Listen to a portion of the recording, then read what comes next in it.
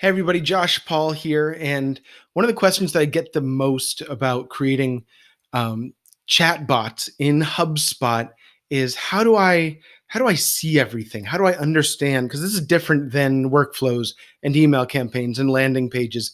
This is some really advanced logic, and there's some very complex things that you can do in here. So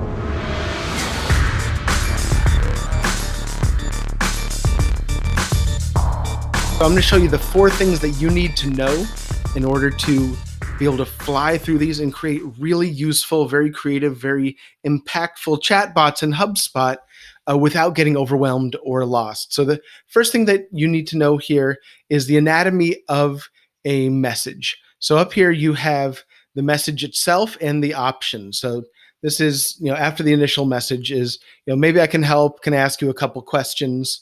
And then you have your quick replies. And you're going to see this format throughout all of the branches and all of the options. You obviously want to offer easy options that they can click on more than you do a free-formed answer, because that means you need to staff it. That means that you need to build in advanced logic to be able to handle all the options that somebody could enter in a free-formed form. So use the quick replies.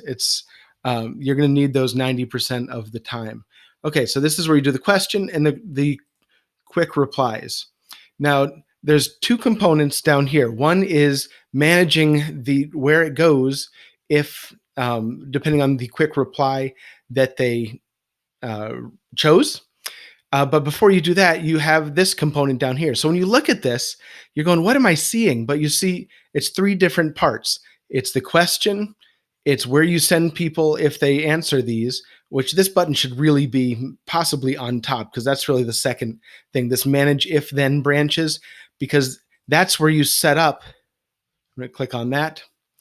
You're going to set up where it goes and what those options are and what it says. So that's where you set up the logic. And then this middle part here is the navigation to those logical areas. So it's one area is the question, the other is the button to be able to set up the branches, and the other is to navigate to those actual branches. So I'm going to click on that one. All right, so this is where you go when you click on that option where I'm asking for their name. And again, you see here the question and the options. And this one just saves it right to the HubSpot database. And then if there is a branch, which I don't think this example has one, there we go. Here's the last question. I gathered some information above. What's your name, company, revenue, and then this one has the question, similar to that first example that I showed you.